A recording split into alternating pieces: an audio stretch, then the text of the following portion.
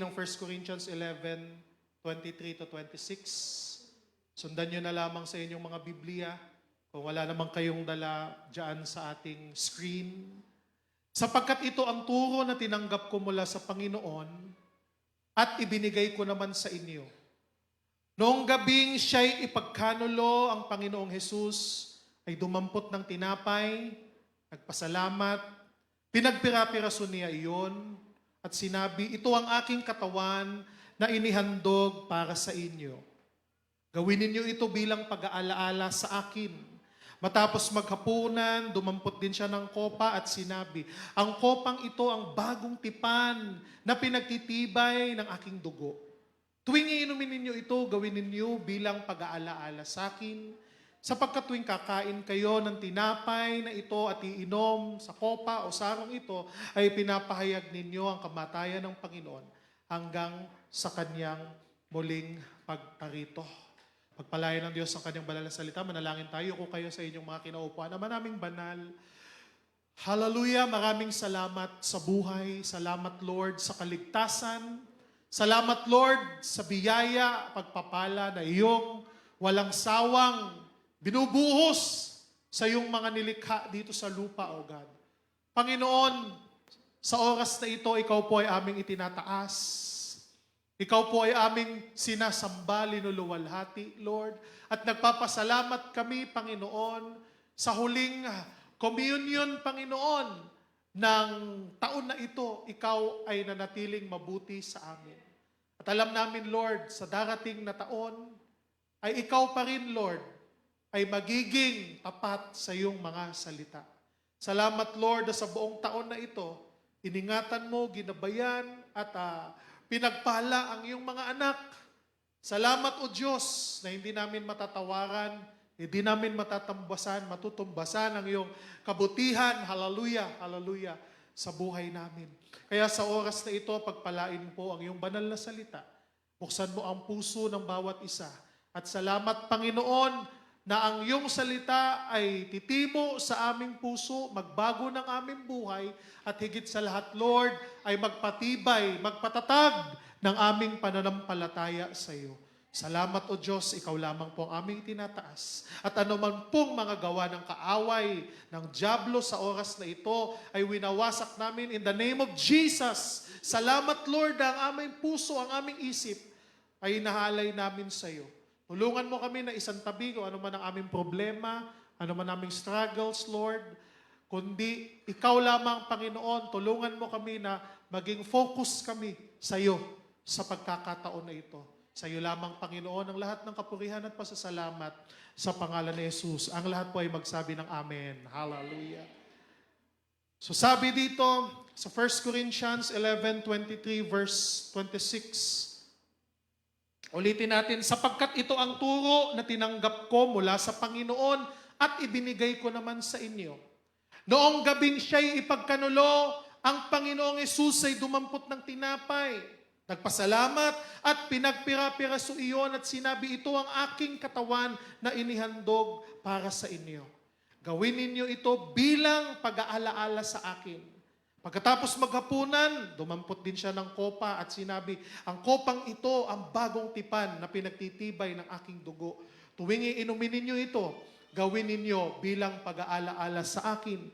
Sapagkat tuwing kakain kayo ng tinapay na ito at iinom sa kopang ito, ipinapahayag ninyo ang kamatayan ng Panginoon hanggang sa kanyang muling pagparito.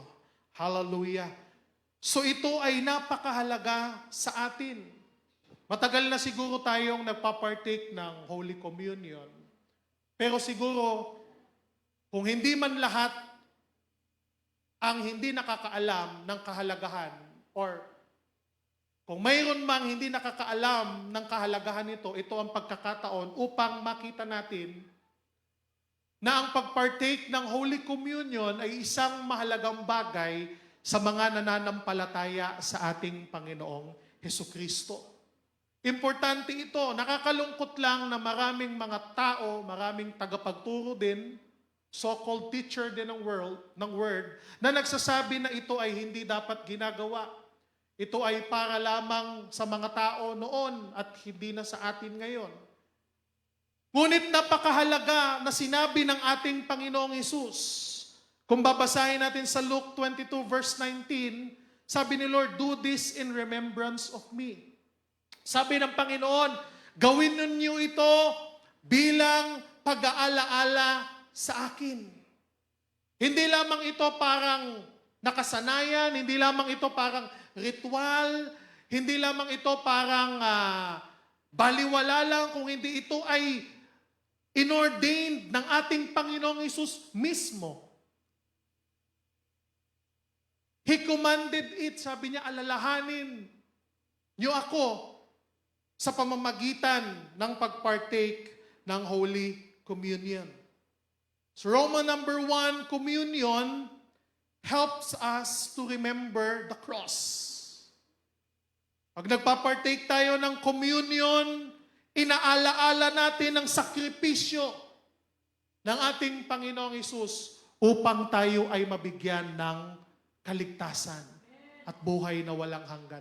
Maraming mga tao nagbabaliwala lamang sa sacrifices ni Jesus. For almost 2,000 years, mula nang nangyari yon, higit ang mga tao parang baliwala na lang, parang normal na lang, na alam nila na gano'n ang nangyari. Pero pag tayo ay nagpa-partake ng Holy Communion, ang tawag niyan, pinapanariwa natin. Inaalaala natin yung sakit, yung hirap na dinanas ng ating Panginoong Hesus upang tayo ay mabigyan ng kaligtasan. So tinutulungan tayo nitong maalala ang krus. Ang krus na nagsisilbing paalala sa kanyang hirap. Kaya naman bilang mga anak ng Diyos, mga bilang tumanggap ng kaligtasan na ibinigay ng ating Panginoong Hesukristo, tayo ay dapat lamang na magpartake ng Holy Communion. No? Kaya nga kung mababasa natin, in fact, lagi namang nagfi-fellowship si Jesus kasama ang kanyang mga disciples. Pero sa pagkakataong ito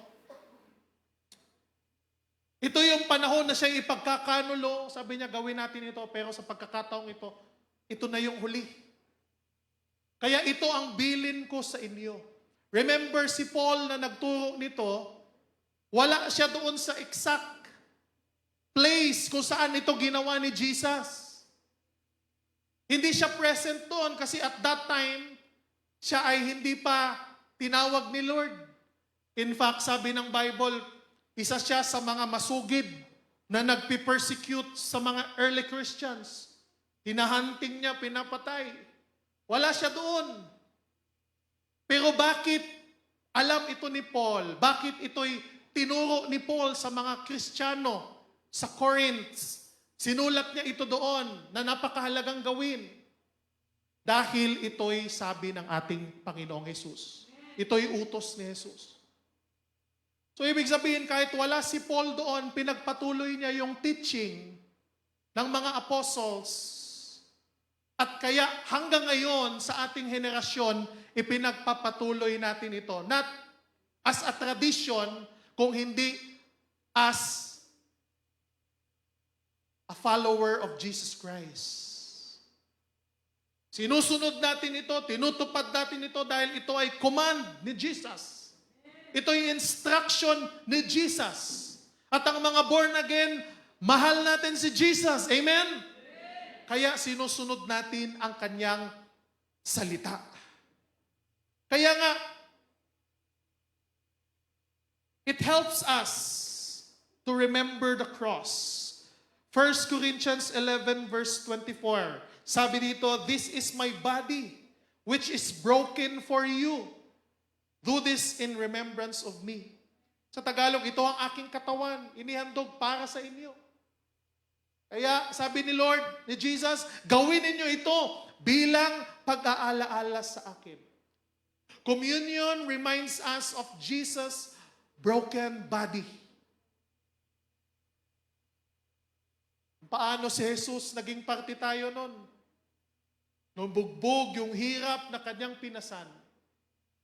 Naging kaparti tayo nun. Bakit? Kasi kabilang tayo sa dahilan kung bakit siya ay pinatay. No? Because of our sin. Kaya nga dahil pinatawad na tayo sa kasalanan, kapartake tayo, may body ni Lord na ibinigay niya para sa atin. So it symbolized nung hinati-hati ni Lord, yung tinapay na nasa kanya, sabi niya, ito yung aking katawan na naging parte ka. Kasi nakinabang ka. Kasi may kaligtasan ka. So pag nag-partake ka ng Holy Communion, naalala mo yung body ni Lord. Na nakinabang ka sa kanyang katawan. Na nakinabang ka sa kanyang paghihirap. Na nakinabang ka sa kanyang sacrifice. At dahil doon, ikaw ay nagkaroon ng kaligtasan.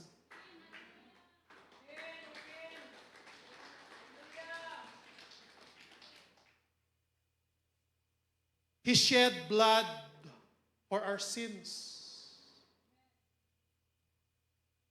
Kaya pag hawak natin yung kopa, it symbolizes the shedding of blood ng ating Panginoon. Yung mga latigo, yung mga latay, di ba? Napanood nyo yung Passion of Christ, di ba? Yung movie ni Mel Gibson, talagang brutal, yung dugo, tumatalsik,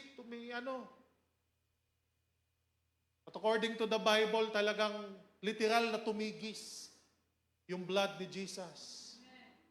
Kasi sinibat pa siya kahit nung na siya, unconscious na. Para sigurado talaga na patay. Kaya nga naniniwala tayo na si Jesus talaga siguradong namatay eh. Hindi lamang arte, hindi lamang front act, hindi lamang teatro, play sa theater, stage lang, hindi. Kasi maraming nakakita, tumigis yung dugo niya nung sinibat siya.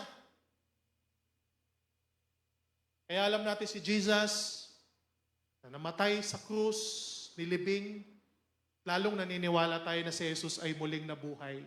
At naroon sa langit at sabi niya, babalik akong muli upang kunin ang mga tao na naghahantay, mga mananampalataya na naghahantay sa akin ng tapat. At yun yung hope natin. No? Yun yung hope na pinanghawakan natin. Kung yung mga ibang naniniwala din ng salita ng Panginoon, minsan wala silang hope na ganun. Kaya para sa kanila, dito lang sa world, sige, magpakaano tayo, magpaka-successful tayo. Sige, kailangan dito, ganyan, kasi sa world lang. Pero ang mga born-again Christians, alam natin sa langit. Alam natin temporary lang ang lahat. Kaya hindi tayo nagpapakahirap ng sobra na ipinagpapalit na natin ang ating pananampalataya sa Lord. Kasi alam nating lahat ng meron tayo lilipas. Lahat ng yan mawawala. At ang pinaka nagmamatter, mga kapatid, yung relasyon mo sa Panginoon. Not necessarily na pag nakita mo yung cup, yun yung dugo ng Panginoon. Pero naaalala mo na yung dugo ni Kristo. Yung sakripisyo. Di ba mayroong kasabihan nga tayo sa Filipino, dugot pawis ang puhunan. Di ba? Pinaghirapan ko yan. Lalo ang ating Panginoong Hesus. Katawan, laman, ang kanyang puhunan at ang kanyang dugo, ang pinuhunan. At lahat tayo nakinabang. Kaya dapat lamang mga kapatid, paglingkuran natin ang Diyos. Pag nagpa-partake tayo ng Holy Communion, maalala natin na Lord, lalo kang maging tapat sa Panginoon. Dahil grabe ang sacrifice ng ating Panginoon sa atin. Kaya dapat lamang hindi natin lalaruin ang ating paglilingkod sa Panginoon. Hindi natin babaliwalain, hindi natin mamaliitin, kasi maaalala natin yung hirap, yung pagod, yung kahihiyan na dinanas ng Panginoong Hesus upang tayo, mga kapatid, ay magkaroon ng kaligtasan.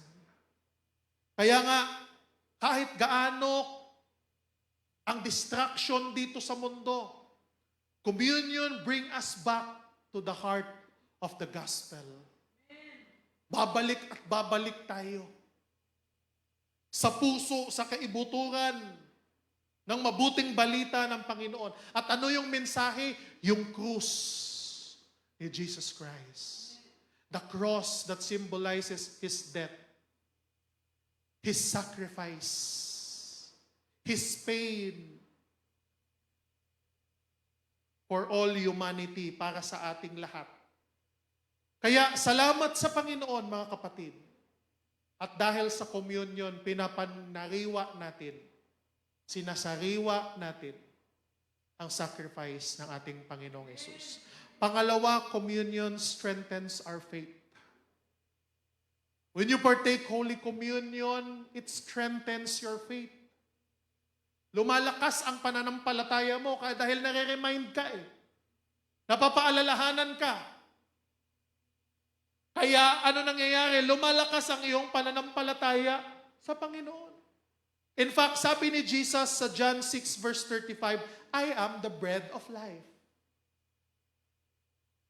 Hindi lamang ordinaryong bread, hindi lamang ordinaryong pagkain, kasi sa ordinaryong pagkain, magugutom ka ulit, bitin, no? Pero si Jesus, sabi niya, ako ang tinapay na nagbibigay ng buhay. Kaya kung wala si Kristo sa buhay mo, no wonder bakit walang satisfaction yung life mo. No wonder bakit yung tao kahit makuha na ang lahat sa mundo, kapangyarihan, salapi, karangalan, pero bakit parang hindi pa rin sapat, hindi pa rin kontento, ayaw pa rin sumaya, yung totoong saya. Bakit? Kasi hindi natin matatakpuan ang tunay na kapanatagan ng puso kung hindi kay Jesucristo lamang, mga kapatid. Sabi niya, I am the bread of life. Ako ang tinapay ng buhay. Kaya ang Kristiyano na nanananig sa Panginoon, nanampalataya sa Panginoon, binigyan siya ng Panginoon ng kanyang part ng body ni Jesus. Binigay sa atin. Nasa puso natin, nasa buhay natin. Sabi ko nga last week, kaya nga bilang member ng body ni Christ, kung anong problema ng kapatid mo, nararamdaman mo rin ng sakit. Because we are one body. Kung anong lungkot niya, ganun din, nararamdaman mo rin yung lungkot. Kung anong kapighatian, nararamdaman mo rin if you really belong to the body of Christ. Pero kung hindi, wala tayong paki. Okay lang. Okay lang. Sin mode.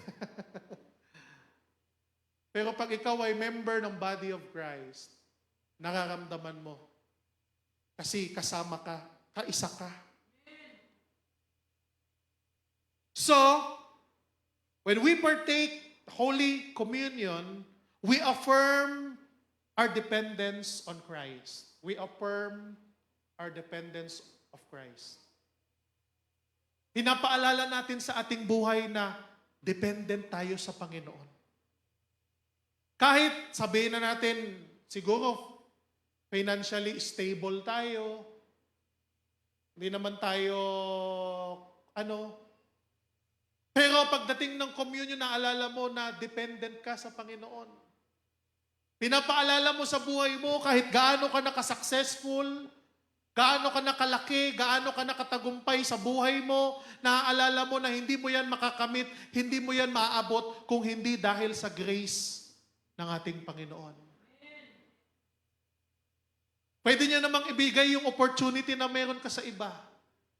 Pwede niya namang sa iba ibigay yan. Pero naalala natin at pinapagpasalamat natin sa Panginoon na tayo ang pinagkatiwalaan ni Lord ng pagpapala na meron tayo sa ating buhay. We receive spiritual nourishment. Pag kumain tayo nung tinapay, a piece of bread, nung cup, uminom tayo nun, hindi physical nourishment, kung hindi spiritual nourishment. Lumulusog tayo sa ating espiritu. And we declare that Jesus alone sustain our life. Pinapaalala natin sa ating sarili na si Lord ang nagsusustain sa atin. Not our job, not our business, not our careers, kung hindi ang Diyos ang nagsusustain sa atin. Hallelujah! Palakpakan natin ang Panginoon. Communion is not about physical food, but spiritual connection. So spiritual connection ang nangyayari. Renewing trust in Christ. Kaya kahit may problems, hindi maging hadlang. May persecution, hindi maging hadlang. Dahil nakikita mo, naaalala mo na meron kang spiritual connection sa ating Panginoon. Thirdly, communion unites the church. Mahalaga ang communion because it unites His body. It unites the church. 1 Corinthians 10 verse 17, because there is one bread, we who are many are one body. Isang tinapay tayong nagsasalo-salo, kaya tayo ay nagiging isang katawan. Ano yung pinapartake natin? Body and the blood of Jesus Christ. His death, it reminds us of His death and His sacrifices. Kaisa, wala tayong ibang reason kung bakit natin yun ginagawa. Inaalala natin ang ating Panginoon. Pantay-pantay.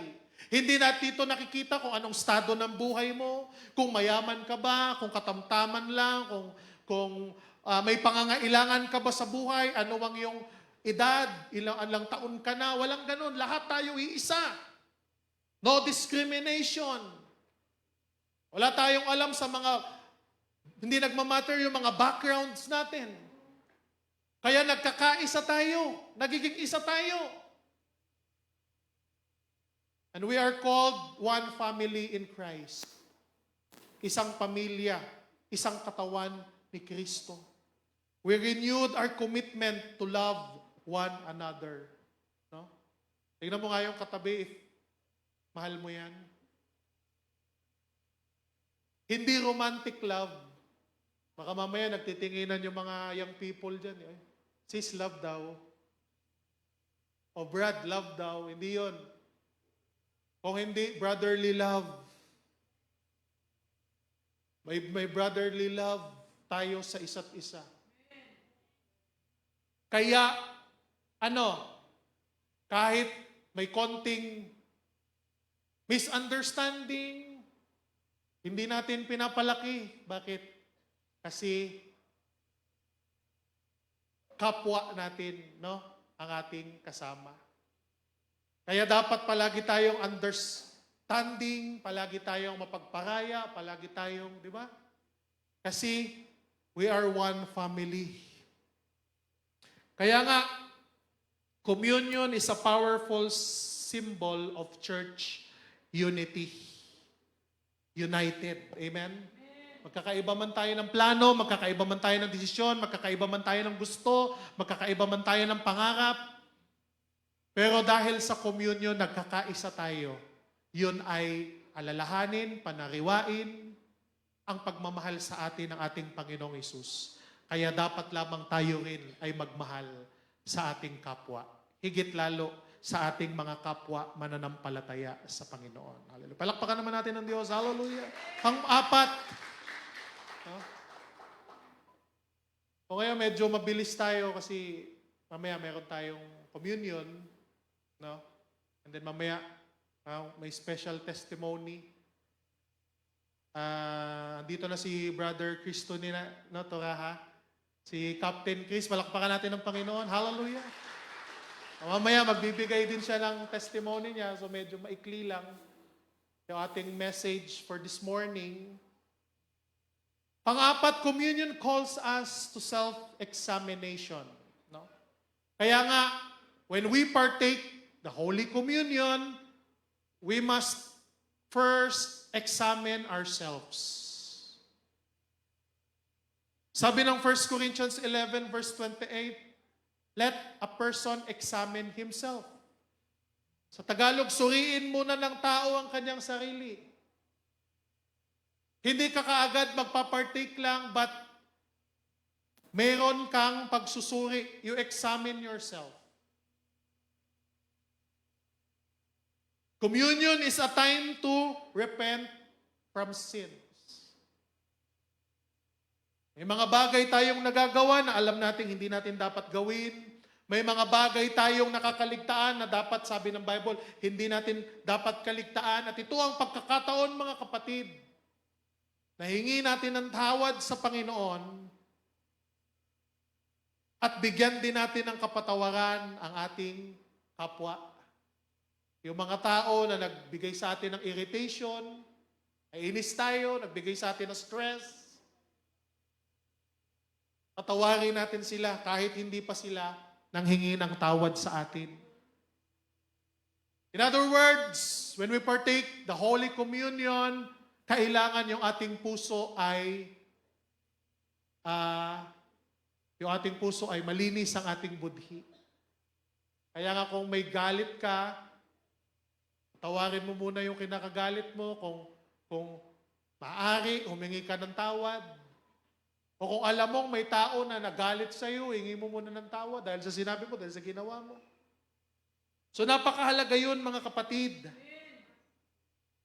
At importante yun. In fact, dapat nga itong Holy Communion, ginagawa to every meeting, lagi. Pero but at least, ginagawa natin once a month.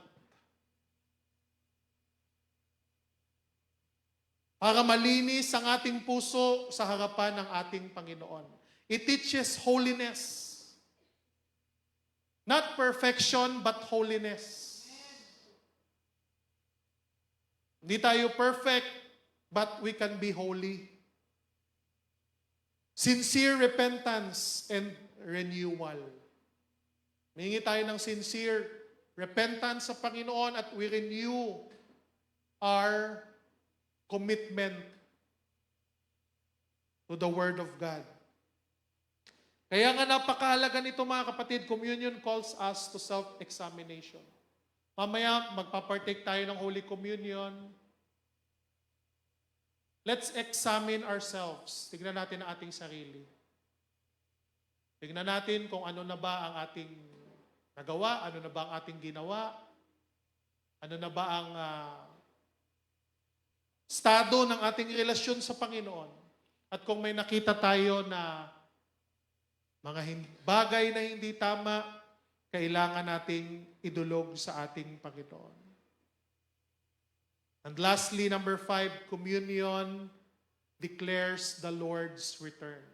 No? We partake in Holy Communion, magiging part tayo noon, dahil we believe na si Jesus ay muling babalik. We believe in the rapture. We believe na si Jesus ay maghahari sa sanlibutan. Amen? Alam natin yan. Bakit? Kasi the Bible reveals. Pinakita ng Biblia, sinabi ng Bible, at sinabi din ni Jesus Christ. Ano sabi sa 1 Corinthians 11 verse 26? For as often as you eat this bread and drink the cup, you proclaim the Lord's death.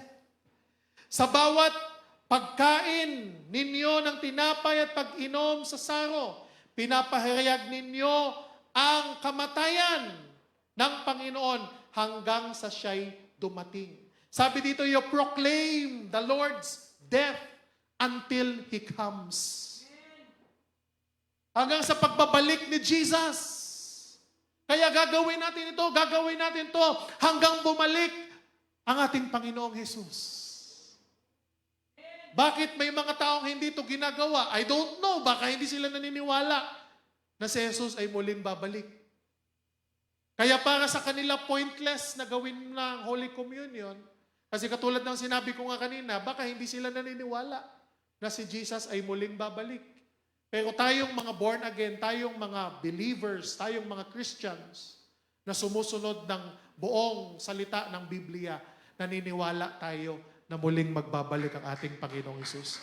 Kaya patuloy natin itong ginagawa dahil iniutos ni Jesus, dahil sinabi ni Jesus, at dahil pagpapakita ito na tayo ay umaasa at naniniwala at nananampalataya na babalik siya upang kunin ang mga tapat na naghahantay sa Kanya. Ang tanong mga kapatid, naghahantay ka ba ng tapat sa Panginoon? Kaya nga, walang pipigil, walang pipilit as long as you understood ang importance ng Holy Communion, meron kang faith kay Jesus, at dapat kasigurado, you belong to the body of Christ. You belong to the family of Christ. Kaya kailangan siguraduhin natin, we are part of the body of Christ. We are part of His church. Kasi kung magpapartake tayo na hindi tayo part ng family ni Lord, ng body ni Lord, wala din. Kailangan make sure tayo na we belong to the body of Christ. We are His people. We are His children. Dahil gagawin natin ito hanggang sa oras, hanggang sa Kanyang muling pagbabalik. Kaya we proclaim sa Holy Communion that Jesus died on the cross, rose again, at ano pa? And He will come back. Jesus is coming back. Kaya nga, nakita natin sa communion, it connects us to the past. Ano yung past? Yung cross. Yung past, yung death ni Jesus Christ. And also, it connects us to the present. Ano yung present? His presence. Yung presensya ng Panginoon na nasa Kanyang mga anak. Sa mga tunay na anak ng Diyos, nandyan lagi yung presence ni Lord. Pag nandyan ang presence ni Lord, hindi pwedeng hindi ka manalangin. Pag nandyan yung presence ni Lord, hindi pwede na hindi ka magbasa ng Biblia. Pag nandyan yung presence ni Lord, hindi maaari na hindi ka lang a-attend sa mga gawain, sa mga fellowship. Hindi pwedeng hindi ka magsisimba. Bakit? Nasa iyo ang presence ni Lord. Hindi ka mapakali hanggat hindi mo ginagawa yung salita ng Panginoon. Bakit? Kasi nandoon ang presence ni Lord sa buhay mo. So lahat yan connected, the past, the present, and the future. What is the future? His return. Ang pagbabalik ng ating Panginoong Jesus. The Holy Communion is important because it reminds us of Christ's sacrifice. It is important because it strengthens our faith. It unites the church. Communion reunites the church. Because we are partaking as a one body of Christ. And communion calls us to holiness. Most importantly, it proclaims our hope to His return.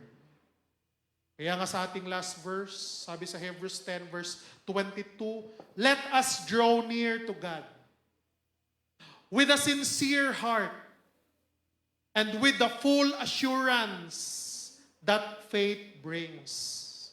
Lumapit tayo sa Diyos ng may tapat na puso at buong katiyakan ng ating pananampalataya. Kaya lumapit tayo sa Panginoon. Lumapit tayo sa Diyos ng may sinserong puso.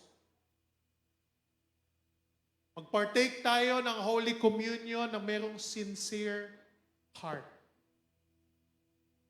Kaya nga, yung mga kabataan, hindi natin pinapartake ng Holy Communion kasi karamihan sa kanila hindi pa sincere. Sa isip nila, maglaro, magano.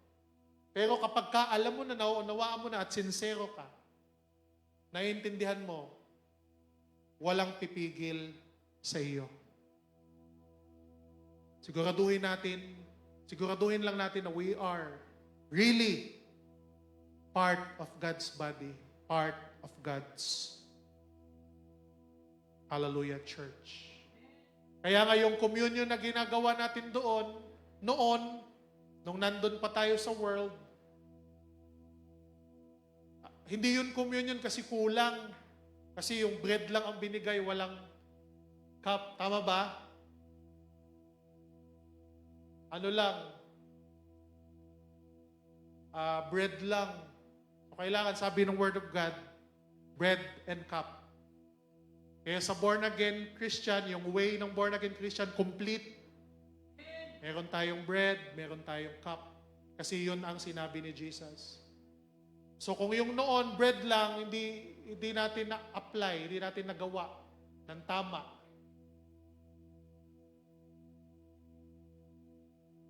Kailangan pareho. Bread symbolize the body of Christ.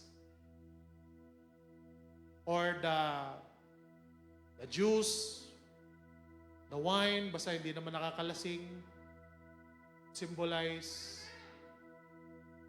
His blood, His sacrifice for us. Hallelujah. Iniling ko tayong lahat ay tumayo, mga kapatid. Jesus. Hallelujah. Praise the Lord. Manalangin tayo. Ama naming banal na makapangyarihan sa lahat. Lord, salamat po. Salamat, Lord, sa iyong salita, Panginoon. Oh, hallelujah. Salamat, Panginoong Jesus, na ikaw ay nag-sacrifice, Lord, para sa amin. Nialay mo ang iyong buhay, Lord, upang magkaroon kami ng kaligtasan. Tiniis mo ang lahat ng hirap, Lord. Tiniis mo ang lahat ng kahihiyan. Tiniis mo, Panginoon, ang sakit, ang hapdi, para lamang sa amin, Panginoon. Kaya, Lord, hindi rin namin palalagpasin na gawin, na tupadin kung ano man po ang iyong salita. Ano man ang iyong habilin, Panginoon, sinisikap naming gampanan at tuparin. Kahit, Lord, sa Holy Communion, Panginoon, ginagawa namin to in remembrance, Panginoon, of your faithfulness sa amin, O God. Hallelujah. Naalala namin, Panginoon, ang lahat. At laagi at taos-puso, buong puso namin pinapasalamatan at ang iyong ginawa para sa amin, O God. Na alam namin hindi namin kayang bayaran, hindi namin kayang tapatan, Lord. Ang tangi lamang naming magagawa ay ihandog ang aming buhay upang maglingkod sa iyo at maglingkod sa aming kapwa. Hallelujah. Lord, salamat, Lord, na ang aming puso, pakalinisin mo, O Diyos. Alisin mo po kung ano man pong mga bagay na nagbibigay ng karumihan. Lord, ano man pong galit, puot, o tampo sa puso ng bawat isa sa amin, Lord, alisin mo. Hinanakit, hallelujah, mga tao na gumawa ng hindi karapat-dapat o nakasakit sa amin, Lord, Panginoon, sa aming puso, pinipili namin na sila ay patawarin. Dahil yon ang nararapat at yon ang gusto mo. Lord, tulungan mo kami. Bigyan mo kami ng puso na dalisay sa iyong harapan. Because yun ang desire mo, Lord, na yung puso namin maging malinis, maging sincere, habang kami ay nabubuhay at nagsiserve sa iyo, Lord. Hallelujah. Gawin mo yun, Panginoon. Baguhin mo ang aming puso. Baguhin mo ang aming buhay. Jesus. Hallelujah. Thank you, Lord. Jesus. Salamat, Panginoon, sa pamamagitan ng aming pakikiisa sa Holy Communion, lalong tumatag ang aming pananampalataya at pananalig sa iyo, O Diyos, hanggang sa iyong muling pagbabalik. Salamat, Panginoon. Sa iyo lamang ang kapurihan. Sa pangalan ni Jesus. Hallelujah. Amen.